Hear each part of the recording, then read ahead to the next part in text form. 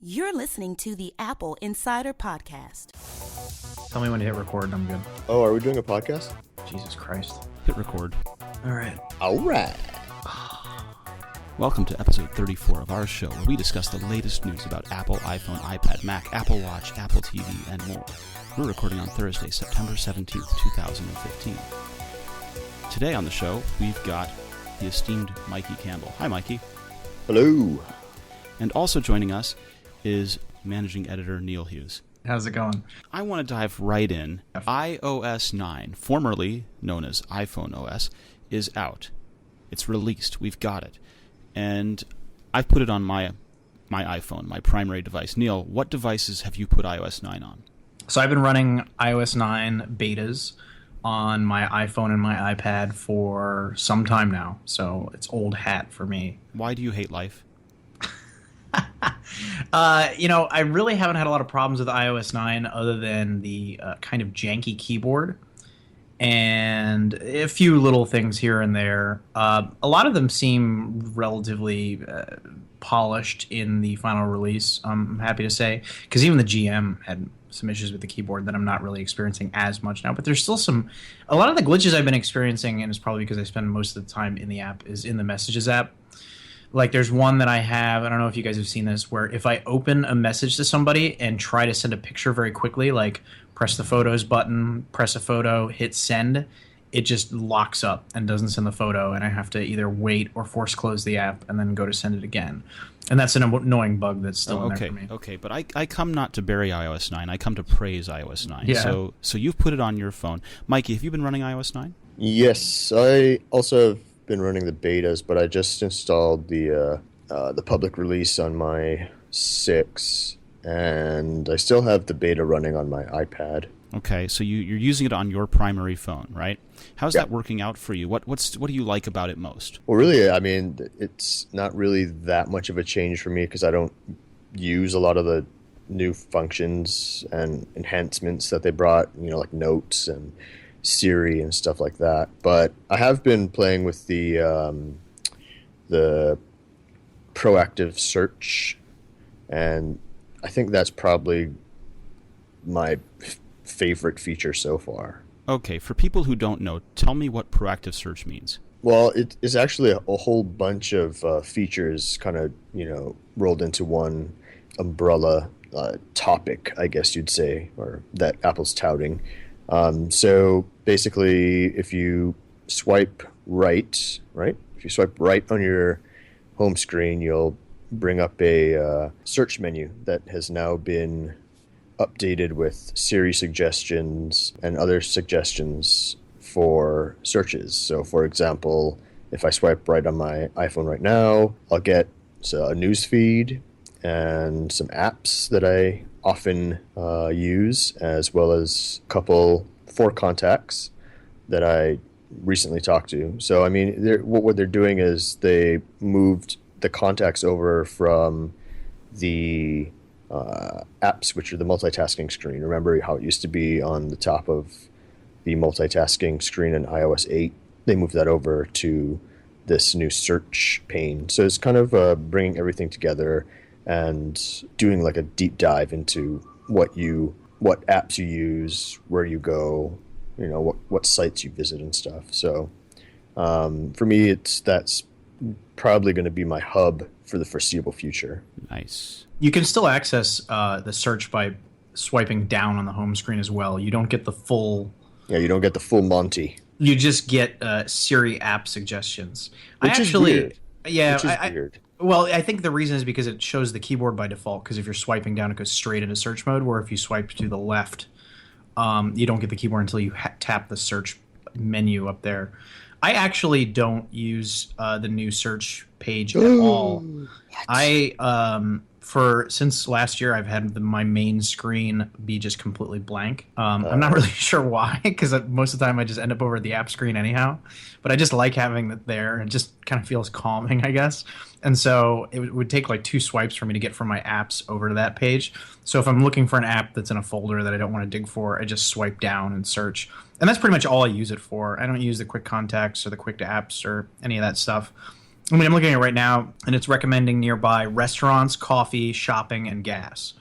Well, I don't have a car here, so that doesn't apply to me. I'm not planning on going shopping at 4 o'clock in the afternoon, so no. Neil. I suppose coffee or restaurants could be okay, but I mean, it's good that it's there and it's helpful, and I like it that it's there. But the things that I use are not necessarily the things that Mikey's going to use, and vice versa. So You know what I found with iOS 9? It became crystal clear to me is that I have been using my iPhone the same way as I've been using my first iPhone. I haven't really. you got a user pattern down, and you're I haven't tied opened into myself up to the wonders of iOS that they have introduced over the years, and I'm going to make a concerted effort to go into it with open eyes this time and try to use all the features. Because I mean, I have like muscle memory. You're a creature of habit. I think we all are, and especially for people who have been using iPhone for many, many years, you get into this. You get into these habits of how you interact with the device, and right. With Apple, they're rolling out a lot of features that can actually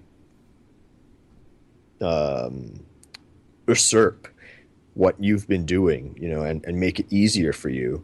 So I'm going to try to, reformat myself and maybe take advantage of some of these features. I don't know how it's going to turn out, but we'll see.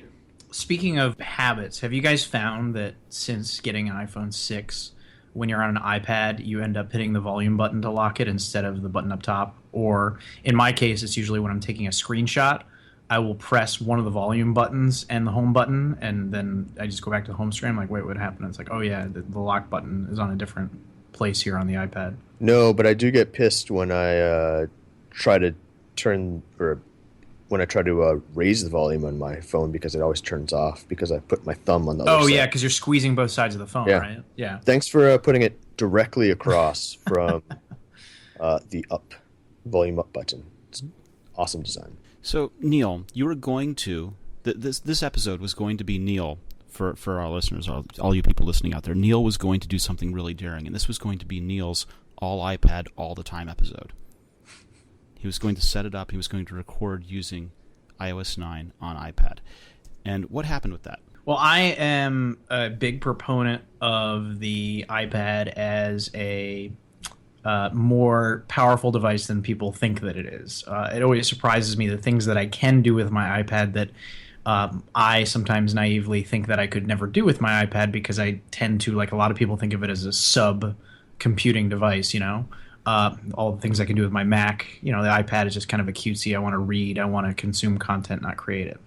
So with all the multitasking and all the cool features in iOS 9, I was like, well, this would be a great episode for me to take one of these microphones that I have that has a lightning connector, plug it into my iPad, because I know that I can do that, record it on there with GarageBand, Skype in for the call, and use the multitasking to kind of look at our show notes and open stuff in the browser and just do all this stuff at once.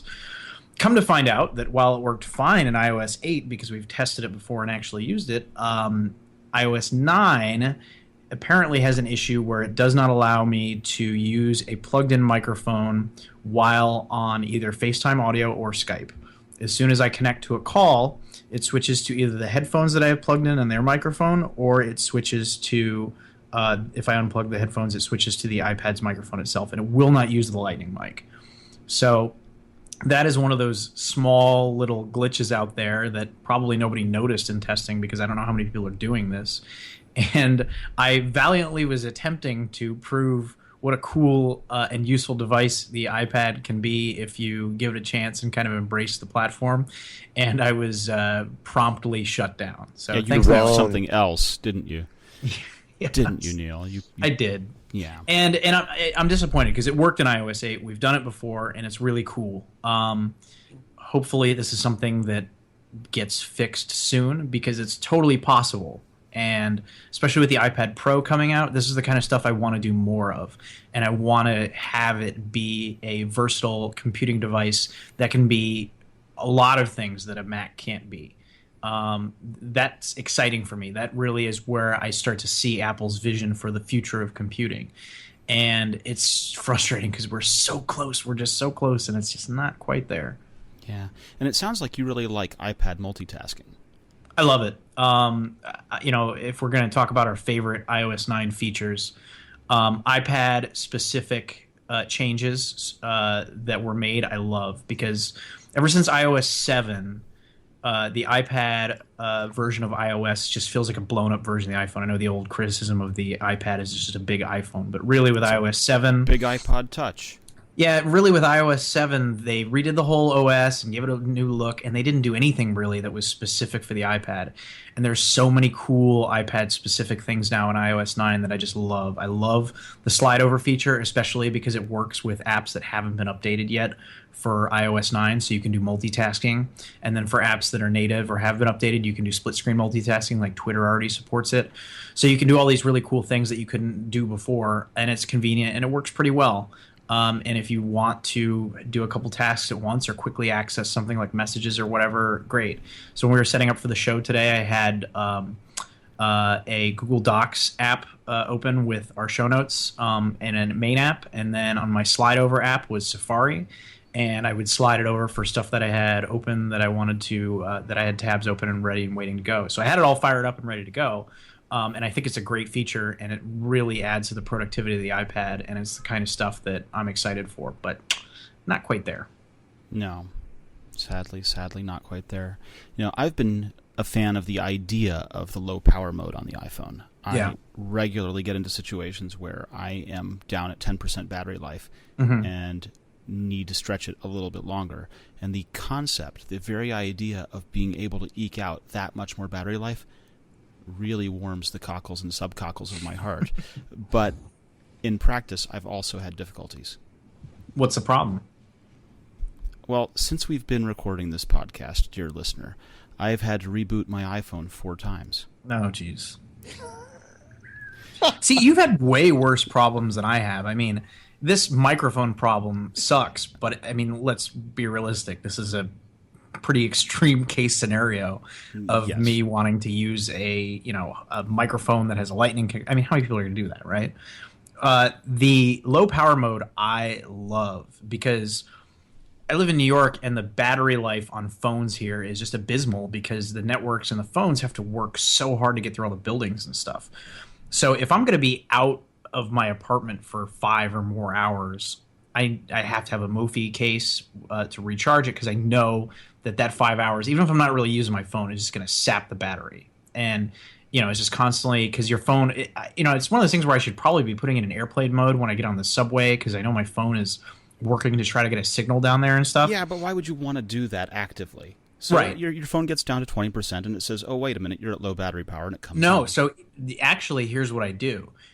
You can turn on the low power mode at any point manually. You don't have to wait till it gets to 20%. So if I'm gonna be out and I know that I'm gonna be out for a while, Apple's actually made the battery settings a parent menu in settings now. So you open settings and then it's right between Touch ID and passcode and privacy. It says battery. Tap on battery and then you can turn on low power mode. And what it does is even if my phone's at 100%, it goes in low power mode, dims the screen, turns off background app refresh, does all this stuff that sometimes I would do manually just to eke out more battery life, and it does it by default. My one complaint about low power mode, because I'm a little anal retentive about this stuff, I get battery anxiety because my phone dies so quickly from being in the city. And so I turn off the percentage of my battery so I don't constantly be reminded that I'm at 30% or something. So because that's an option, you can turn off the battery percentage. When you turn on low mode puts when you it turn right on in your mode, face. You cannot turn off, and I don't know why. They force the battery percentage on you. The battery in the top right changes to yellow, so you know you're in low power mode. But it requires me to know the battery percentage. Look at it, Neil. Look at it. Don't you see you're at 19%? Look at it. I live with it. I'm okay with it, but that's just one of those things where it's like, why are you making me do this? But yeah, low power mode and iPad multitasking are definitely my favorite features of iOS 9, and I am loving both of them. Glad to hear it, and someday I hope to be loving them too. You have had such bad luck with iOS 9, man. Every day you got these problems. I will admit, the keyboard issues are awful. And the messages issues are awful. Terrible. I don't have a keyboard problem with messages. I have a keyboard problem with any place that it wants to accept input. And that's not limited to the keyboard. That's also including sometimes instead of using Touch ID, you swipe to the right and you can enter in your passcode. I get that on my iPad, but not on my iPhone in iOS 9, and I don't know why. It will not accept my entering in the passcode, so I can't even unlock my phone after freshly rebooting my phone. Yeah, because I'm more likely to go a couple days without using my iPad, obviously, than my phone. So sometimes I'll pick up my iPad and I haven't used it all weekend or something, and then it's like, oh, you have to enter in your passcode manually, and then the keyboard starts glitching out. So maybe that's why I'm only noticing it on the iPad, because I don't enter my passcode very often on my phone. I attempted to swipe right from the home screen to see the search page that you and Mikey were discussing. And incidentally, that search page is something we had in the past and is returned. In iOS 3 and in iOS 4, that's where search used to live before we were able to pull it down to type. Yes. Mm-hmm. And so it's back from the mists of time. I'm glad that they've left both slide in. forward to get there, and it froze. So I didn't even get to see the list of contacts and the gas and restaurants and all of that. I couldn't see the news. I had to restart the phone. This is an iPhone 6. Really? 128 gig, gold. Did you pre-order a 6S? I have not pre-ordered anything. Okay. I don't have as serious problems that you do. I will say, the first iOS 9 beta did not have the swipe down for search, and I prefer that. So thank you for putting that back in, Apple. Thank you. Yeah, search from anywhere as opposed to search from all the way over at the left side of the page. Yeah, well, they would have had to have made the home button. Remember, the home button used to return you to the first page so that you'd go home button and then swipe right to get to it. Yeah. And since home button now does so many other things, like double press to get wallet and all of this stuff, right, it doesn't make sense to do that any longer. But yeah, my fantastic gold 128 gig iPhone 6. You have a gold one? Oh, God, yes. And if I get a 6S, which I'm not convinced I will, but if I do, it'll be rose gold. Really? Absolutely. Mikey, did you pre-order a 6S? I have 2 6S's and 1 6S Plus pre-ordered. Good God, you're more baller than I am. What the hell happened? I mean, I'm not going to... Just in case, I've been burned by Apple before. So... Here's a question that maybe you guys can answer that I don't know the answer to and might be helpful to our readers. Is there a way in settings on the iPhone 6 to turn off reachability? Yes. Yeah. How do you do it? I'm trying to do it now. Let's see if I can do it before it locks up. Because you were saying all the things that the home button does, and I was just realizing that I accidentally invoke reachability all the time. Okay, so you go to settings, general, accessibility, and then way down under accessibility, in the section that starts with keyboard, reachability is an on-off toggle. Thank you. Perfect. That has been turned off. Okay, there you go. So, little useful tidbit for those of you out there who don't use reachability like me. That's how you turn it off. It's more of an annoyance than anything for me. And I wouldn't need it if the phone was smaller, but hey, you can't win them all. So, Victor, what do you like about iOS 9? It's weird. I like the new Siri, for one thing. Use it with Apple Music? I don't use Apple Music anyway, really. And especially now since I'm under the gun by Verizon's data limits. I'm in this weird position where I hit 95% of my 6 gig data allowance on the 8th day of the month. I don't know what you're doing, man. I don't understand. No one does. No one does at all. You have more problems going on with your phone and your data plan than... They're not just limited to the phone and data plan, I assure you. But in this case, yes, they are. All right. And but new Siri is nice. I do like new Siri. Well, and I like the search function where it's going to plug into apps too. But that's one of those things where you haven't really seen it in action yet. So for the listeners who don't know, one of the features in iOS 9 is it can search for content within apps. It can do a deep dive. And I want to name the app that does that today. AgileBit's 1Password app had an update this morning and does allow for, searching your password vault. Ooh, that's nice. I'm telling you. Ooh, Okay, good. And Good- I good recommend hot tip. 1Password to everyone. They don't pay me, but I love it, and I tell everyone I know to use 1Password. And the fact that they added that is brilliant. That's awesome. Yeah, I haven't gotten any really good iOS 9 updates yet, unfortunately. So, No, theirs is a big one. If you read through on the App Store and look at what they added, the Yeah. list is huge. I mean, I had to scroll about 6 pages on this iPhone 6 to see the whole thing, yeah. and that was one of them. I'm excited. The iMovie update came out yesterday for iOS 9, and I want to test it out when I get my iPhone 6s with all the 3D touch capabilities in iMovie. I think that's Wait, gonna be hold up. Okay, so you're getting a 6S. Yes. For a minute, I thought I heard 6S Plus, and I thought, No. oh, the guy who likes the small phone is getting the large one. No, I'm not bringing out my Jinkos. I tried the 6 Plus just to see what fit my pants pockets, and I'm wearing regular, plain old, straight-legged Levi's, and the 6 Plus fits just fine Yeah, in the front pocket. I wear skinny jeans, so I feel like you mention that every episode You What? hipster. that you wear skinny jeans. I don't actually wear skinny jeans. I don't think I've ever said that on here. I don't know where you got that idea from. Mikey, Check what the is your tape. favorite iOS 9 feature, Mikey? Um, Or a couple of them, whatever you got. I mean, I like the new. Okay, Mikey, do I you like- use your iPhone? Let's start with the basics. I do, but I like the app switcher, the multi, Yeah.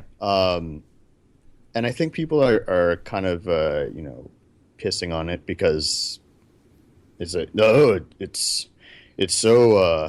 too ostentatious. I mean, we don't need a full pane, and I don't like how it comes up. But I'm thinking, when the iPhone 6s comes out and you have 3D touch and you can do the press and swipe to the right to activate the app switcher instead of double clicking on the home button, Yeah. it's going to be so awesome. Yeah.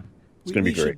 I want to say this about the app switcher. At first, I did not like it, and now I'm fine with it. Did anybody use the quick contacts in the iOS 8 app switcher? Did anybody use that?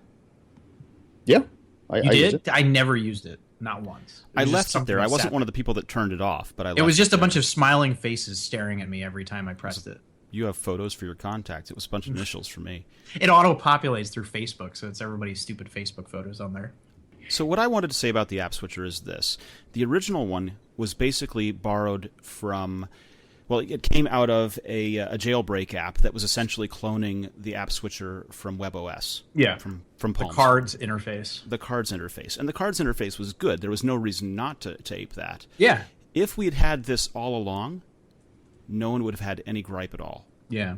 Right? This is a fine app switcher. It totally works. The only real difference from this one and the former one is that this one is right to left centric and the former one was left to right centric. Yeah. I think And, I don't understand the complaints. I think it's fine. This one, if you're right-handed, you're pulling with your thumb instead of pushing with your thumb. Right. And that's fine. It totally works. It's totally acceptable. And if there's a gain, the gain is that you get to see 3 apps as opposed to what the app switcher showed you before. Yeah, but I think, and also on even negating the app switcher is that you can attach pictures and whatnot to emails through share sheets now, or in iOS 9. Yeah. Because before I used to be switching back and forth between, like say, like an email client, like Outlook or something, and maybe Instagram, and copying, pasting, or saving to photos, and then having to go through share sheets there. So I don't know how often I'm going to be using the app switcher, because that was like my go-to Okay, for so why I used it. But for, it is for my benefit, really nice. because I don't know. Maybe our listeners don't know either. Maybe you don't know out there, but I don't know. How are you going to use the share sheet? Walk me through it. Which share sheet in iOS 9? Yes. In mail? Yeah. In mail now you can. Okay, well, like let's say you're creating a new email to like Victor or whoever.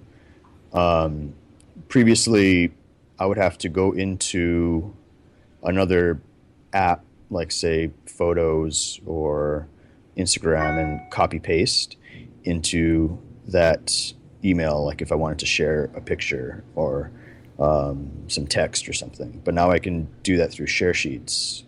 Or haven't you been able to do that since iOS 8? Wait, there's a new attachment feature. Hold on. In the Mail app, though, like not in the Photos app. Yeah, no, not in the Photos app. So we can do that more easily. So it kind of negates the purpose of the app switcher for me. Where is this in the Mail app? I'm trying to compose a new email and I'm not seeing it. I'm trying to do it too. Hold on. I use Mailbox. I don't even use the Mail app. I gave up on Mailbox. I use Outlook and I use Mail.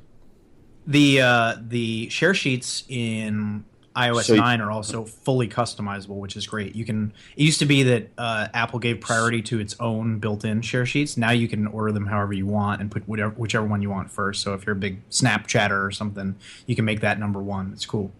Okay, so Victor, Yes. You do the old contextual menu gesture. So you tap and hold, and then release. Yeah. And it's the last option, add attachment. Okay, so I am So tapping and holding. on the body, right? And then I do the arrow over, and instead of doing insert photo or video, which goes to the photo picker, I do add You can go to attachment. add attachment, and then you can switch your And then it goes locations. nuts. So and right now- reboots my shitty phone. Oh, okay. Well, on my phone that works. You can it's if you have the iCloud Drive app, it defaults to that, but you can change location. So for me, I can select from Box, Dropbox. So there's a more, and you can turn Google on that Drive, you want to Transmit. select from Yeah. Box, Dropbox, Yeah. Drive. Apparently, okay, my phone restart. I've got Quip and BitTorrent Sync that I can also pull from, so I can do that. So depending on the developer and if they put hooks into this new feature, you can add attachments, which is great for me. Oh, I have to screenshot what it's done here because it is ghastly. I'm going to share this guy with you guys later. Let's keep going. Wow. So there's a lot of stuff in iOS 9. Most of it good, some of it very abysmal and brutal for actual implementation and the way that we're using it. But if the audio path worked, we would have been using it for the podcast today. And we asked some of our listeners to share what their favorite features of iOS 9 are on Twitter at AppleInsider. And we got some good ones on here if you guys want to go through some of them with me. Mr. iOS at MEI Doctor said that their favorite is on-screen battery usage. So we were talking about battery life before. Now it shows you how much time an app was on screen and how much it ran in the background. So you get even more details on what's draining your battery. A lot of people mention the battery saving mode. That seems like a pretty popular one. Joe Poole at Joe_cool_pool said Siri and the battery saving modes are his favorites. Sam's Aperture at Sam's Aperture said split screen on the iPad, but the best thing for him is a really big performance boost on older devices. Have you guys tried iOS 9 on older devices and seen any differences? how old is old? I have an iPhone 5C that I was using for earlier betas and tried it on. I didn't really notice any differences, but it's not my daily phone too, so... I loaded one of the late betas on a 5S, and I didn't see much in the way of performance boost, but it did get really hot. Here's one that I didn't know about. That's pretty cool. Eric Ritter at Eric Ritter told us that his favorite feature is sharing of voicemails. Says it's a great addition. Will be especially handy for business purposes. Yes. I did not know that you could do that. So thank you, Eric, for sharing with us. Looking into that right now. Someone named Finn Stark at the Game Thrones says they're loving the News app. For those of you out there who haven't done it yet, open the News app, search for Apple Insider, and you can add us on there, and you will get all of the latest Apple news delivered to you from us. Buses and at PGH_bus_info says they like Wi-Fi calling, even though AT&T is still working on it. I was using Wi-Fi calling with AT&T up until yesterday. I was at a restaurant last night and I had Wi-Fi and I was using it for SMS. So I think it's working, but maybe not. Hard to say. Maybe it's in select markets or something like that, but it seems like it's working. I haven't tried it. It's not working Here's yet. another Go one on. that I didn't really think about, but works. I can't pronounce his name. Vicky K at Vicky K Hajanchi. I apologize. I'm not going to try to spell that one. Vikrant Kaganchi? Yeah, I can't. They said that they like pinching out of a photo into the gallery. So before, you would have to tap the photo and press up in the upper left corner to go back to the main photo gallery. Now you can just pinch it, or you can actually swipe it up, I believe, too, and that just takes you back to the photo gallery, which is very cool and very convenient.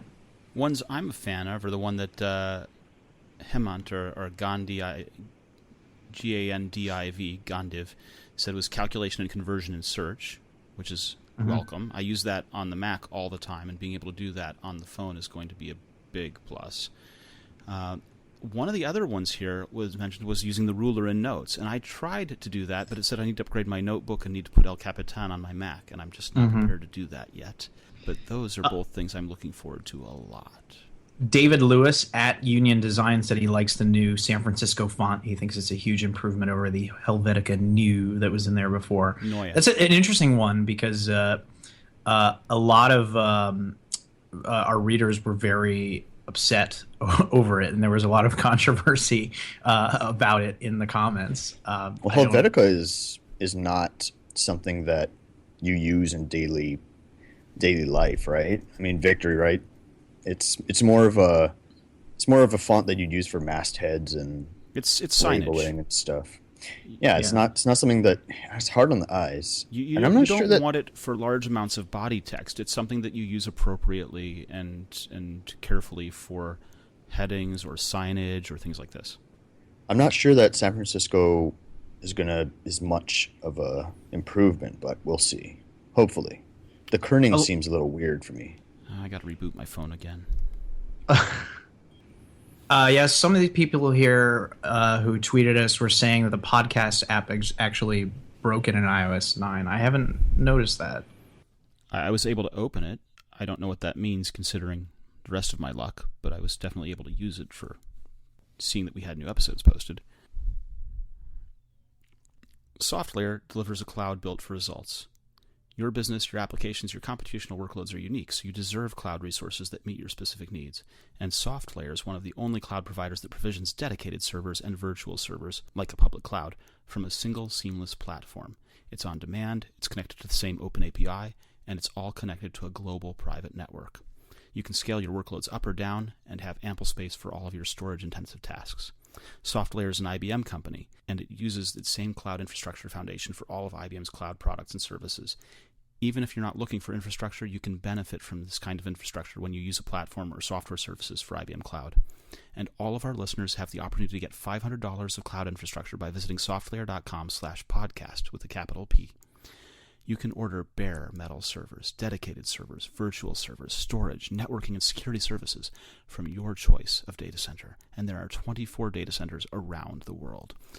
Visit softlayer.com/podcast with a capital P to get started with your $500 off servers, storage, network, and security on a cloud built for results from SoftLayer. So, watchOS 2 was delayed. What happened there? Because we got all of the updates for iOS for all of the phones. We know that the TV is coming with the new Apple TV that's beginning to ship to developers now. But it's a little unusual for a release to be delayed for an update to a device that's already out there, like the watch. Isn't it, Mikey? Yeah?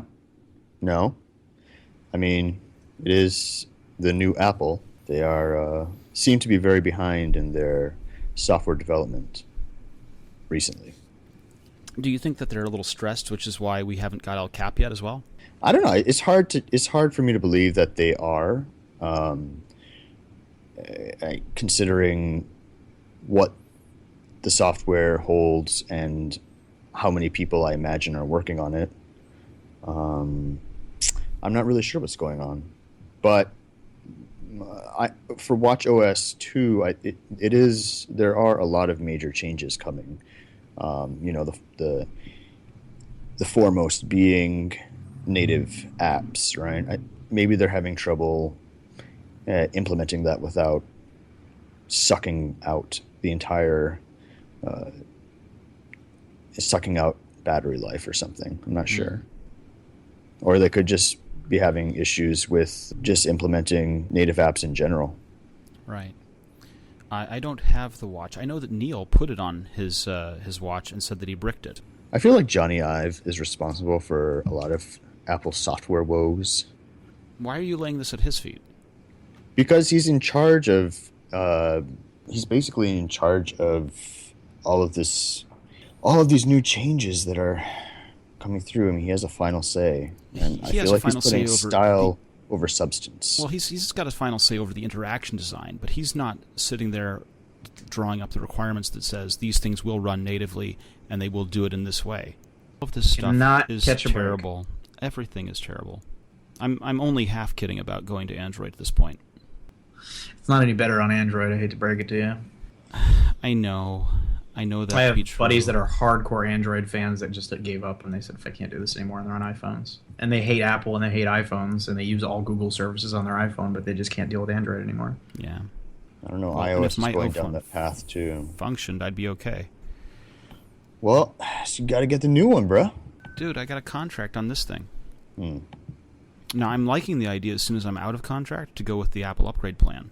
Oh, well, got to go into the store. They don't have any path right now that says get on the Apple upgrade plan by turning in your current phone that's on contract. Why would they? T-Mobile, if I go to T-Mobile and do this, they will buy out the ETF. I feel like if you go to T-Mobile, John Legere will come to your house at this point. You know, Mikey, there are worse things in my life that could happen right now. Wow. Yeah, you started it. Oh, good Lord. So let's pick up where we left off. You were asking me about Watch OS 2, right? Yeah, Neil, what's going on with Watch OS 2? So I've been running Watch OS 2 on my watch for a few weeks now. When I first installed it, it did not go well. It kept rebooting. It wouldn't install properly. It wouldn't connect. And it was a dangerous move because you cannot downgrade from Watch OS 2 to Watch OS 1. So if you actually ruin your watch, you have to mail it into Apple. So I had a harrowing moment there where I thought maybe I was going to have to mail in my watch to Apple. Thankfully, after repeated tries, Watch OS 2 installed. Seems to run okay. There was a last-minute breaking bug that prevented this from being shipped. I have not experienced anything that crazy with it since the initial install. But to be honest with you, there's not really much to it until the third-party apps start coming out. I don't have any third-party apps yet that run natively on it, so I can't say. I run exclusively with my Apple Watch, and so I'm forced to use Apple's fitness app, and I used to use Runkeeper. So I'm hoping that Runkeeper releases a native Apple Watch app that will use the pedometer in there to estimate my pace and distance and all that. And I'm excited also for the third-party complications, of which there are none at the moment. Other than that, you gain a new time-lapse watch face, which I'm not too crazy about. Custom photo watch faces, which are kind of cool. And you have the time travel feature, where you can rotate the digital crown. It'll show you what's going on the rest of the day, how the weather will change, what's on your calendar, that kind of stuff. It's an okay feature, not that great. And then the other thing is the nightstand mode, where when you lay it down on the charger, you can use it to see the time at night. I don't use that feature, so not really of interest to me. It's a good upgrade. I'm not sure it's worth the full 2.0. I guess but it's really all about the apps. And until we get the apps, it's hard to really judge this update. I, for one, am a little leery of the extra complications. One of the things that I like is the ability to have a minimal watch face, and if I'm turning on a complication, the last thing I want is for it to be differently colored. And the complications looked to me like they were going to start doing that. So it's a more crowded, more... It depends on the watch face. So if you use the utility watch face, the complications can have colors. But if you use the simple watch face, then the complications, or the color watch face or other ones, then the complications are in black and white or various colors, the chronograph one, etc. So I'm actually my current watch face is the utility one. And so I have my complication in the upper left is the sunrise and sunset. And my complication in the upper right is my activities rings. And so the rings actually display in color, and I like that because the red one is just general movement, the middle green one is exercise, and then the innermost blue one is standing. So having the colors there makes it easier for me to see which of the rings I've completed as I go through the day, and I really do like the rings feature. So I found myself on watchOS 2 actually using that because it has colors in it. So I do like that, but your concerns, I understand. Then you just pick a different watch face that doesn't have that, and you can use whatever complications you want. You're not forced to use any third-party ones, obviously. And that level of customization, I think, is one of the best features of the watch to deliver that kind of glanceable information that you want throughout the day without having to really interact with the device. Well, I've yet to get the watch, but someday, mark my words, I will. And then I will be asking you for all the help with it. Well, I'm just waiting on these third-party apps because I think that's gonna. Right now, they're just so slow, man. There's no point in using a third-party app in watchOS 1 because it is so slow. How slow is it? So slow. I mean, Mikey, you have a watch. Do you use any third-party apps? Let me think. Hue's not too bad. So you go to the home screen, tap on the Hue app, and launch it. Mm-hmm. And it does not load slowly. No, because it's transferring minimal amount of data, right? And it's not loading text or anything. So all I do is open it, and it loads. I think the way they have it, it loads immediately, and then I tap it, and I go wait a couple seconds, and then the light turns on or off. So mostly it's sending. Most of the time is spent sending data to my iPhone, which is then sent to the hub. The only thing that's coming back is confirmation that the light is off. Yeah, changing the state on the app. Yeah, so it's that implementation is good. How many bulbs do you have? 4. I only use like 2 though. Where did you put them? In my bedroom. Okay. So you're in your bedroom and you get in bed and you're too lazy to turn to the switch, so you use your watch to turn off the lights. My switch is on my wall, which I would have to get up and turn off. It's much easier to switch it off on my phone. Oh my god. Yeah. Well, plus the effort involved. So the rest of us old timers, we go to the wall, we turn it off, and get in bed in the dark. Well, plus the switch is a master for the overhead fan, the ceiling fan.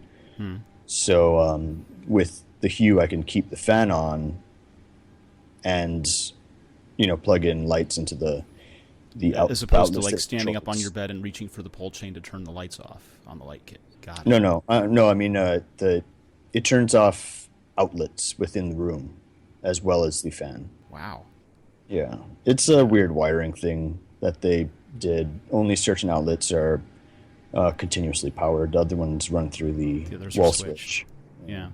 So it makes things a little simpler for Today me. in home DIY electrical wiring, I'm going to recommend that you get either a two space box and put on another switch, or there are light switches that have 2 switches top and bottom, the same way that an outlet is top and bottom. And you can fit into the space of one and separate that out a little bit. Yeah, I'm not gonna do that. Do you see yourself using Siri with Hue once they release their new hub? No. Really? Why not? Because I don't want to be that. I don't know. I feel weird telling my phone to do something when I can just do it with my finger. It's faster and. I don't know. I mean, the whole HomeKit thing, it's great. It works. What about with always on Hey Siri with a success? Wouldn't that save time? I don't know. I don't know. Because I do things pretty quick on my phone with my fingers. So got quick fingers, man. I do. They're I'm very dexterous. But I don't know. I also feel weird. I don't know. I just can't get over the fact that I'm talking to my phone and I know it's, I don't know. If they didn't make it so like, hey Siri, can you turn off my lights? Or if it was just like, turn off my lights, then I guess it can be. I mean, the always on part is the hey Siri to prompt it, but you can just say turn off my lights and they'll go off. Yes, but then I'd be touching my phone, in which case I can just... Are you touching your phone if you're being dexterous with your fingertips? Well, right now I have the Hue... you got the in Switch notifications, accessory. So. Yeah. So, I mean, I can do it from the Today screen. So I don't even have to really open my... turn my phone on, unlock it, blah, blah, blah. I can do it directly from the swipe down notifications menu. This actually reminds me of something that I'm disappointed with the new Apple TV. You have to be using the remote actively and press the Siri button in order to have it listen to your voice. And I was hoping that, kind of like with the iPhone 6s, it would be an accessory that was kind of, the microphone would be in front of your TV or on the unit itself, and you would just speak generally or while you're around the house and really get those smart home functions in a way where it was totally hands-free. Like I could be, it's in kind the of like kitchen. But you remember earlier this year or last year, there was a huge story for about a day about TV that was always on, always listening. Yeah. And there was no way to disable the mic. It was a Samsung or an LG or something like this. And so by putting the button on there and requiring the button, they've avoided having that news story come out. But they didn't do that with the 6S. I think, I mean, obviously the main thing here is that it has a built-in battery with a finite amount of life. And to get that very, very long lasting, I'm kind of skeptical that it's actually going to last for, 90 days? Yeah. So, I mean, to get that, you can't have something that's continuously listening. Well, here's what it really is. I think that Apple, in a perfect world, would have liked to have built the microphone into the unit itself, but considering that you need space between microphones and you have varying acoustics and furniture and things on the walls in people's houses, it just does not work. And so the easiest way to do it is just to integrate it into the microphone. My guess is that Apple would like to do something like that, where it's just something that sits in front of your TV and is always listening, but limitations of technology and physics essentially prevented them from doing that. And so putting it in the remote is kind of the easy way out.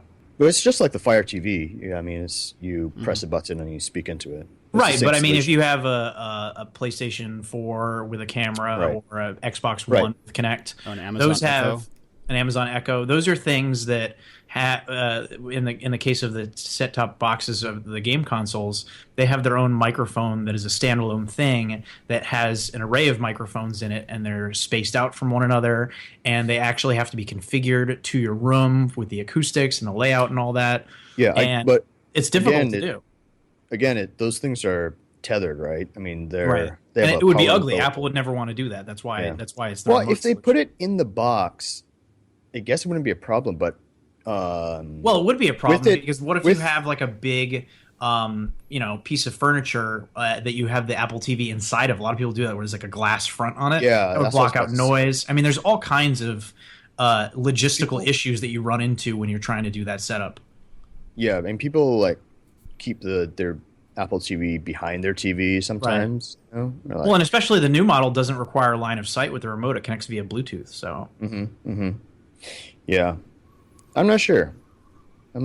I think that Apple would like to make it always on, but they didn't want to have an ugly thing that plugs in and is separately placed somewhere. It would have broken from their clean aesthetic. So putting the microphone into the controller is just the easiest solution at that point. I think that's why. And Shane would tell you as a product designer, and I'll tell you as project manager in the past, that when you go to make a product, at some point, every product is a series of choices and compromises. And Apple says, that there is a 1,000 no's to 1 yes. But clearly, you at some point have to decide what's going to work versus what are your goals. And this was one of them. But I mean, if Echo is going to catch on, or if you're going to have HomeKit actually work, it's going to need something that's always listening, right? I mean, that's the truly hands-free way of doing it. So we thought maybe it would be the Apple TV. It's clear that's not there yet. Does it become the iPhone 6S? Does it become the watch? Where do we get this truly hands-free, I don't need to interact, I don't need to worry I about don't know that HomeKit needs that to be successful. HomeKit is about all of these different things exist out there, and they're all disparate, and we need to aggregate them together so that you have one way of controlling and one way of organizing all of these things. It just seems to me like there are so many potential obvious uses for a hands-free way of interacting with HomeKit. You are in the kitchen and you've got your hands full and you're cooking dinner or you're doing something and you want to, turn off the TV or raise the volume or do something. It just makes too much sense to have it just be there and always listening and always on and giving you what you need. Even in Star Trek The Next Generation, they didn't have it always on and listening. They had to press their little badges and say computer. and that's where we're at with the interaction right now. Well, but not with the 6S, though. The 6S is going to be always listening. And Apple has already had to respond to security concerns on that because people were worried that it was sending information off to Apple. And Apple came out and clarified and said that it's always listening for your voice, but it's only doing it on the device itself and none of the information is being sent to Apple. Yep. Yeah. Until, that is, you connect with Siri. So you say, hey, Siri, and then it connects, and then the rest of the information gets sent off so it can do the voice processing and all that. But it's integrated into the new M9 motion and listening chip on the A9 processor. Yeah. It's actually quite a intriguing piece of tech that they have there. It constantly monitors and matches against your voice print. Well, Android phones have been doing that for some time now, though. No. They have dedicated chips in them that have been doing it. Yeah. Yeah, and so it saves battery life and makes it an easy way to do it. Cool. That's one of those areas where Apple's catching up, but it's good. I'm glad they're finally doing it because it's a feature I see myself using. Yeah, and since we're talking about Apple TV as a part of this, I want to bring up, we had a listener who asked, rightfully so, is it still possible on the new Apple TV to play content from one of my computers? Neil, you and I looked into this a little bit. What did we discover? We didn't really discover much because Apple doesn't say, but it says that you can stream content from your Mac to your Apple TV. What this guy was asking was, is there going to be a dedicated computers app on the Apple TV like there is on the current generation models? We can't find any evidence that there is. I would assume that there has to be a way to stream local content from the Apple TV without having to AirPlay. But until the developers start really cracking into it and showing us what the device is capable of, the short answer is we don't know. Right. The Apple page for Apple TV says, enjoy it on the big screen with the best speakers. With AirPlay, you can wirelessly stream content. So they're still talking about pushing content from the Mac to the TV, where in years past, with all of the prior generations of Apple TV, we've been pulling content from iTunes. We don't know. Yeah. Well, the home sharing. I mean, the home sharing page has not been updated yet. Well, actually, it has been updated, but it still says the same thing. Yeah, no mention of the new Apple TV. Yeah. I mean, it does say Apple TV, you can do it, but it's not clear that it's the 4th gen Apple TV with tvOS. I wouldn't expect it to reflect any changes until they announce a ship date, at least. Mm-hmm. So, do you need a website? Why not do it yourself with Wix.com? When you're running your own business, you're bound to be busy. Too busy. And because you're too busy, it has to be easy. And that's where Wix.com comes in. With Wix.com, it's easy for you to create your stunning website. No matter what business engine will have something for you. Used by 60 million people throughout the world, Wix.com empowers business owners to create their own professional websites. You can even do it yourself with a drag-and-drop builder, hundreds of designer-made customizable templates to choose from, and no coding required. It's easy and it's free. You can go to Wix.com and sign up for an entirely free account today. No credit card required. Thanks to Wix.com for sponsoring our podcast today. With Wix.com, you don't need to be a programmer or designer to create something beautiful. That's Wix.com. Go there and easily create your own stunning website for free today. You might want to mute me on that. As opposed to every other time? Yeah, because I dropped my mic. Oh, so that was the actual Mikey Campbell mic drop. Damn right. Damn right. I want to talk about cars. Of course you do. About cars. Of course I do. yes, fine. I like cars. I like talking about cars. I was in a discussion space on the internet the other day at some other site and got into a discussion about Android Auto and CarPlay, and people who were looking to put Android Auto in their cars and were actually considering trading up to a newer model car rather than just replacing the existing head unit because it was easier for them to trade in their car than screw with it. I think of cars as being rolling entertainment systems, right? That's one of the big things that people care about when they get a car is of course, how does it feel, how does it drive, and what's the entertainment package like? What's the tech package like? And as cars become more like tech packages, right now, who do we look to? We've got Nissan Leaf, we got Tesla, and Mikey, Project Titan. Uber? Oh, Project Titan. Well, Uber's a good one too because they're making all the cars robots. So they don't have to pay a driver ever again. Well, and the CEO of Uber was on Stephen Colbert's show last week, and he said that Apple was working on a car, just matter of factly. Travis. And so when Tim Cook was on there, info. They are, right? That's what he said. When I know. Tim Cook was on there, they asked him, and of course he refused to answer. But he didn't refuse to answer. He gave a very diplomatic answer. Yes, he did. But we at Apple Insider have broken numerous stories on this Project Titan car initiative through our own sources who are connected to the project, and we had a couple of pretty big scoops this week as that project goes along. One of them being that apparently one of our people that is in the know says that Apple has been hiring so many people from Tesla that is actually causing internal delays on future products for Tesla because they've lost so many high-profile talent at Apple or to Apple. So it seems like the war of poaching employees is going very heavily behind the scenes and having a very real impact on Tesla. I guess the project at Apple is so exciting that a lot of people at Tesla are jumping ship to go do what Apple's doing. Well, if you're at Tesla today and you're doing product development, for some parts of it, it's pretty well sorted out, and you get to maintain or improve the thing that's already there, right? The in-dash dashboard system is what it is. It's been pretty well defined. You get to improve on it, and you're stuck with it for a number of years until you can pull a Johnny Ive and change it like iOS 7, right? You can eke out better energy conservation and better energy usage and better performance, but it's done. And if you're going to Apple, you get to start over, right? You get to make all these cool new decisions all over again. And they're pretty early on in the process from everything we've heard. One of our sources that reached out to us this week for another story that we had that you can see in the show notes said that Apple has this internal goal of start building its own car by 2020. So they're still at least 5 years out. And even that might be in question just because there's so many roadblocks between them in coming to market. And our source suggested that Apple may necessitate them partnering with somebody, which would explain why Apple has been in such close talks with BMW. It would appear that maybe Apple feels like to bring this product to market, they can't do it on their own, and they need to partner with an established player to really make a product.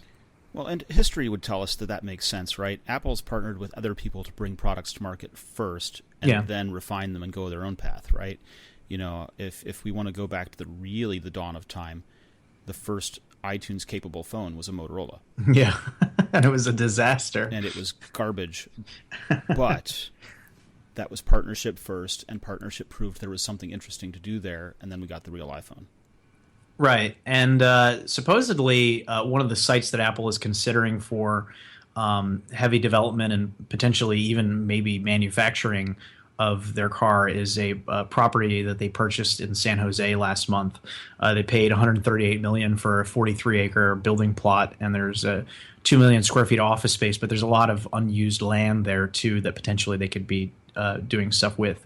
It was an exclusive. Go ahead. Yeah. Oh no. Yeah. Well, if you look at the story in the show notes, it's actually the whole place is it's an empty field. It's actually right across from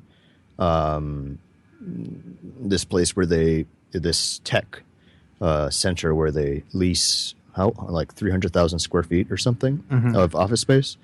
It's basically 2 times the size of that entire complex. and it's just dirt right now. So, I mean, all they need to do, zone it, build it. It's right next to an airport. I don't think they'll have an issue getting permits. Can they build it any faster than they've been building the UFO? I don't think it's going to be, well, depending on what they build, if they do plan on building something, I don't expect it to be as detailed as Campus 2. It's probably just going to be a huge warehouse or something. The bulk of the development now on this project has been going on in a facility in Sunnyvale, a considerably smaller space that we reported on earlier this year in March in a big exclusive that we had, where they've been hiding, we believe, under the guise of a company named 68 Research, which claims to be a market research firm, but from what we can tell has zero presence doing anything anywhere. But there are connections between Apple and this facility where 68 Research is. And our sources have said that that's where the bulk of development on Project Titan is currently going. So presumably as the project expands and they bring on people from Tesla and all that, they're going to need more space to work with as they move forward on this project. Cool. Well, I am looking forward to this project. Yes, I'm the same person that complains about $149 Apple TV, but I like the idea of Apple producing a vehicle. And what better partner to do it with than the Bavaria Motivex, who has arguably one of the worst infotainment systems out there. Agree? Disagree? They were one of the first really good MFI licensees to put an iPhone-capable entertainment system in their cars. Right. But you the may not infotainment like it. system, as it's buggy and breaks often, and it's ugly, and it breaks often, like a lot of other features on their cars. Can't they just make a car that is light on features and heavy on drivability like they used to? They did, and I owned one. It was a 1981 320 IS. Okay, no, I mean like now. What, Again, you don't like my IS? I had a great 320, great 3 Series. No, that's a nice car. It was It's fantastic. a nice car. The old. I had a friend who had a 2002 with a turbo. That was brilliant. What happened, BMW? So much bloat. The Toyota-ification of BMW. Oh God. Anyway. Yeah. Well, there were a couple of years ago. There was a Camry ad or a Corolla ad, and they basically compared themselves to the 2002. It's an iconic car, I guess. It is, and they said that they were as light and simple and reliable as that. Mm-hmm. I'll dig that up. I believe you. Put a Toyota ad in the show notes. There we go. So let's talk about the iPhone 6s. It launched. It's for pre-order. We had the big announcement last week. So you pre-ordered 3, right? I did. I think you are single-handedly responsible for putting Apple on track to break their record opening weekend sales. That's what my girlfriend said. She read something about. She read that mainstream media coverage of how Apple is, primed to break the record, and she said, "Oh well, that's because you ordered 3 phones with her money." No. Well, no. Well, yes. It's people like you who inflate the numbers. What was interesting about this is in years past, Apple has given an actual number. Like last year, in the first 3 days of pre-sales, they said they already sold 4 million. And they went on an opening weekend to sell a total of 10 million, and they were kind of backlogged with the iPhone 6. So the interesting thing is that they did not give any specific numbers this year. They just said that they're on pace to break. Now, that is good news for Apple, obviously, but it's not that exciting when you consider that one of the launch countries this year is China. And last year, China was not one of the launch countries. So just by nature, because China is such a huge market for Apple now, the fact that they're going to set a new record for the iPhone 6s should come as a surprise to nobody. 3 or 4 years ago, it took them 6 months to launch in China. And then last year, it took them like an extra month or 2 weeks or whatever to launch in China. Now they're launching China and U.S. same day and date. So China has been a huge priority for Apple. I mean, they weren't even officially sold in the country up until just a few years ago. And now they've expanded to all the major carriers there. So Apple's been pushing hard in China because they saw a lot of opportunity there, and it's been paying off dividends for them. So Yeah. you think the numbers should be even bigger? It shouldn't be on track. It should be already broken. Yeah, the surprise is that they're going to break the record. I mean, that's not a question. But by how more much, concerning, Neil? the more concerning thing for people on Wall Street was that they didn't give a specific number, and last year they did give a specific number. Last year they said they sold 4 million pre-orders in the first weekend. This year they didn't say anything. Doomed. This year they just said that they're going to break last year's record, which is 10 million in the launch weekend. So let me ask a different question, which is probably a more sensible question. Someone mute your phone. That's my watch. Unprofessional. That's just irresponsible. Do not disturb exists for a reason. Or is that another feature that was too new for you to take advantage of and use your habits for? It doesn't have physical buttons, so I don't use it. Uh-huh. When I got the iPhone 6, there was constrained supply, and that was partly what led me to get the 128 gig, was that everyone was buying up 64s, and I was able to buy the 128. Do we think the same thing is going to happen here for the 6S? The expectation is that there's going to be a constrained supply of the 6S Plus, because according to Ming-Chi Kuo of KGI Securities, there is an issue with the backlight supplier, and so the 6S Plus will be more constrained than the 6S. Yeah. It's all about the 3D touch integration. Adding that capacitive array to the backlight is kind of gumming up the works. But we did have a story this week where some developers dug around in Xcode and confirmed that the 6S has 2 gigs of RAM, which matches the iPad Air 2, which is great for any of you who have had a browser windows close in Safari when you go to another task and come back and it has to reload. And the forthcoming iPad Pro has a whopping 4 gigabytes of RAM, so I'm pretty excited about that. Are you getting the iPad Pro? I am probably going to get the iPad Pro, yeah. We talked about it on last week's episode a little bit with Mikey, and I'm all in on Apple's vision of the future of computing, and I'm excited about the potential for the new Smart Connector port. I think it's kind of a MagSafe with data, and I think that there's going to be a lot of cool accessories and potential there, especially as future iterations of it come around. But I like the bigger screen. I like the form factor. I like the versatility. So, and 4 gigs of RAM is great. And if they can fix iOS 9 and have Lightning microphones work, then I would love to just be using my iPad Pro to do the podcast every week and other certain specific tasks where it would actually be better suited than my Mac. I don't know if 4 gigs is enough. What do you think? I mean, it's enough for now, but they should be giving us It's enough more for last than year. It's enough for 2 Yeah. years ago. I want more. They need to give us more. Well, now, It's- the They're MacBook Air, which we obsoleting- know is going to be on the chopping block one of these days, it ships with 4 gig of RAM, doesn't it? Yeah. I mean, so I don't know. They're obsoleting their hardware very quickly. Where's my 8 gig, Almost. yo? Well, iOS is a lighter operating system by nature. I mean, it's really going to take a few years for it to really use the 4 gigs of RAM. Honestly, 2 gigs of RAM on the iPad Air 2 is great.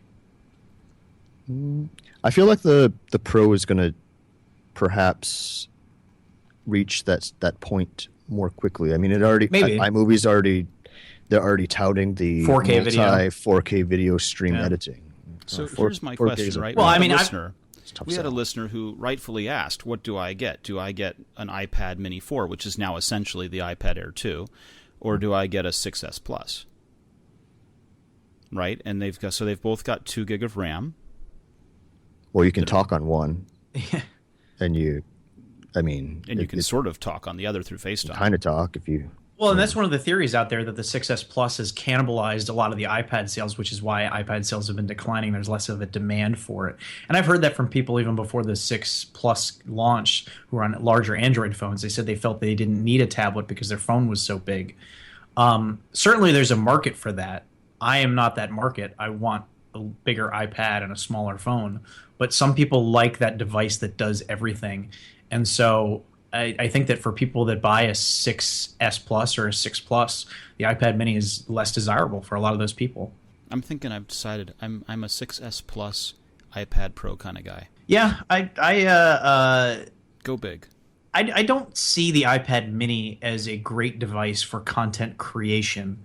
The screen real estate is just a little too cramped for me. I prefer the size of the iPad Air, and a little bigger screen will be even better. My main concern with the iPad Air is if I want to use it like an iPad, it's heavy. It's over 1.5 pounds. It's heavier than the very first iPad. And I really like the lightweight of the iPad Air 2. So my main concern with it is the weight, but I mean, that's what you get when you have a 13-inch screen for a tablet. So, at some point, something's got to give. It's all compromises. Yeah, it's funny how their content consumption device became a content creation, or they're trying to craft it. It was always a content. Yes, no. It was. It was a content. iMovie on iPad is great. When they launched the iPad running iOS 3.2, they demoed Procreate, the drawing app. Yeah. It was always a creation device. It was a no. Yes. I think their main selling point was definitely iTunes, movies, and video. It wasn't to create content. It was underpowered when they first launched it. It was too underpowered to be a content creator. Listeners out there are going to have to forgive me. We're going to have to shut off the podcast so that Mikey and I can go fight about this, because clearly he's wrong. I will punch you through my wireless connection. Everyone heard he threatened violence. That's it. Yeah. I mean, it is. They did an admirable job. I still will not use my iPad to write on or, to produce content. For drawing, it's great. Using my iPhone. Yes.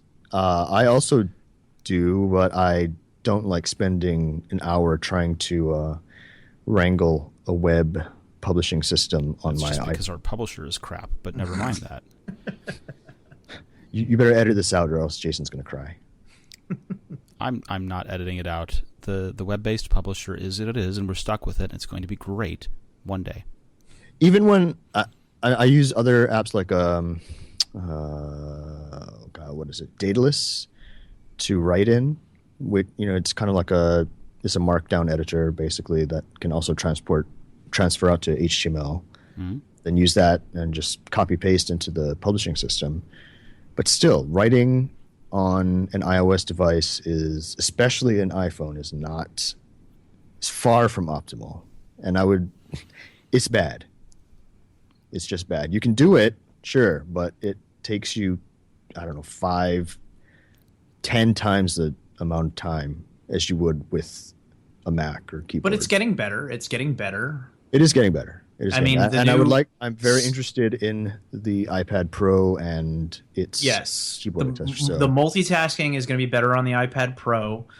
Split screen is going to be better with larger screen and form factor. Okay, tell me why that is, because presume I don't know.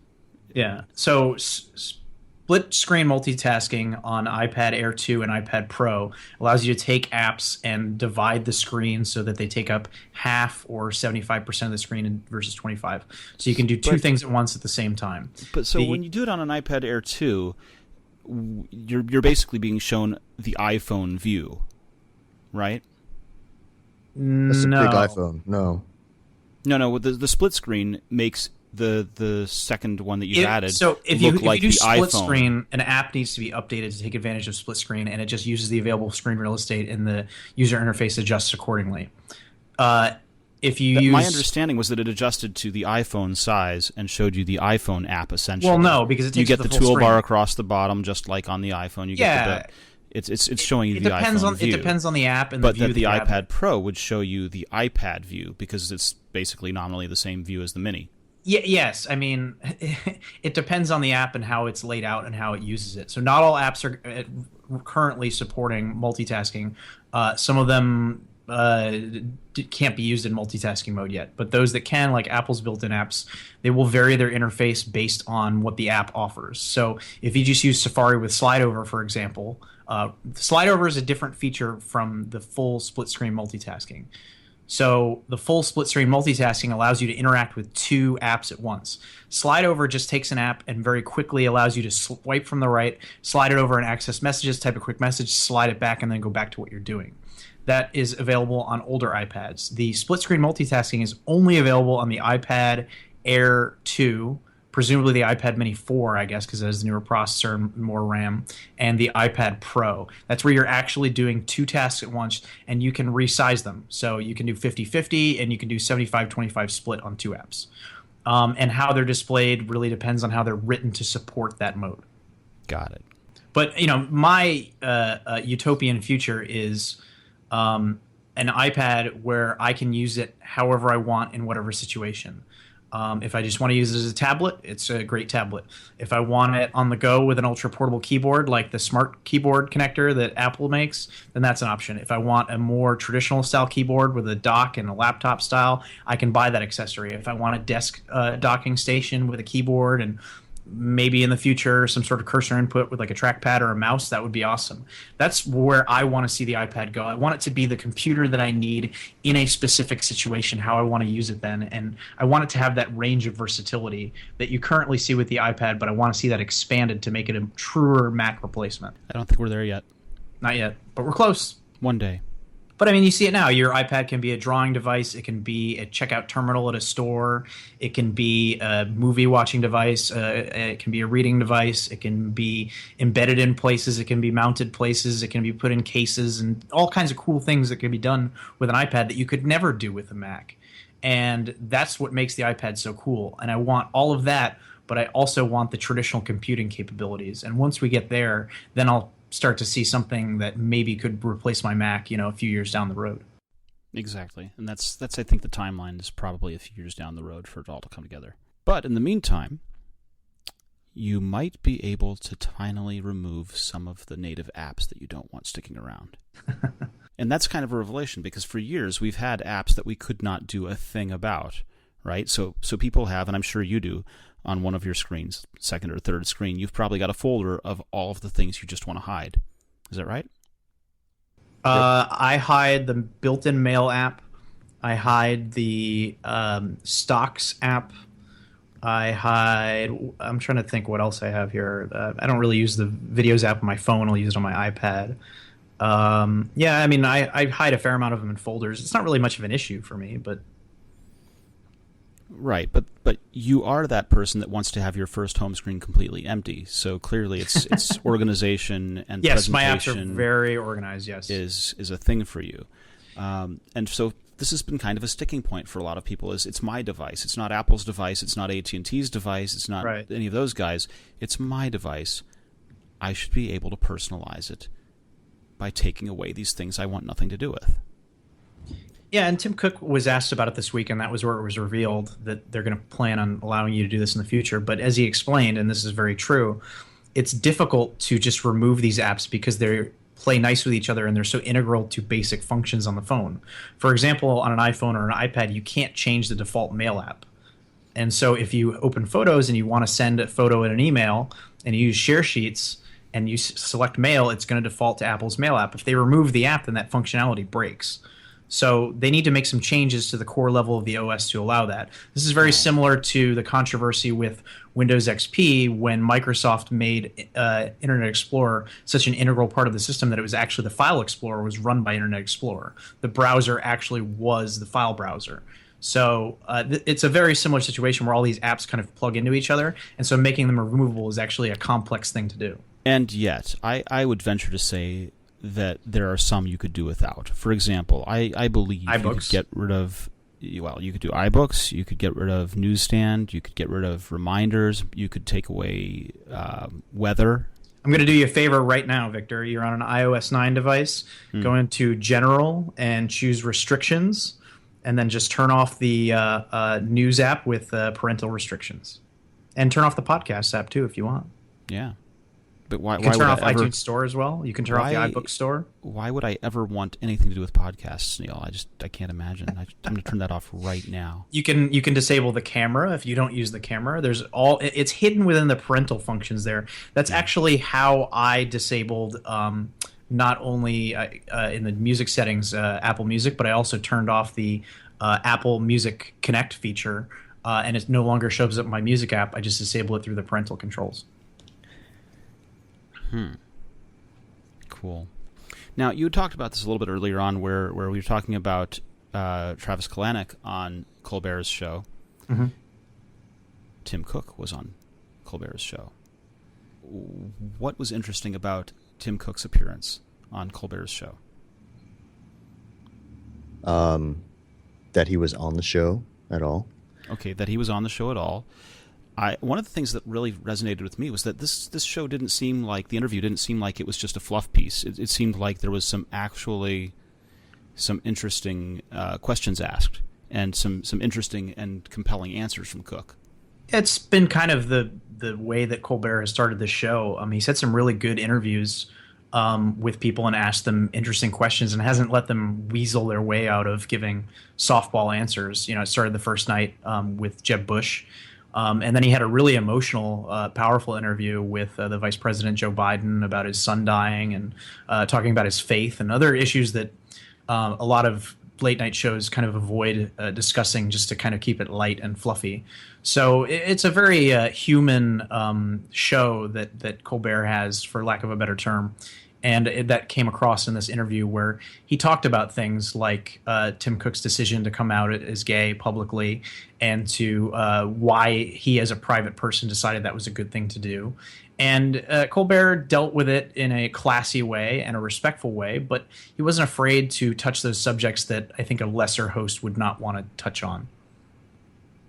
Yeah, and I think things that I enjoyed from the interview were his talking about his memory of his friend Steve Jobs, not just the impression that the movies give, but the idea that for him, as a person who knew Steve, that Steve was an amazing human being and someone that you wanted to do your best work for, and someone who could see around the corner, not to just an evolutionary future, but to a revolutionary future, was the quote. Well, the thing that surprised me the most was how strongly it seemed that he felt about the portrayal of Jobs since his death, and how he feels like authors and documentarians, movie makers are kind of being opportunistic and taking advantage of this situation.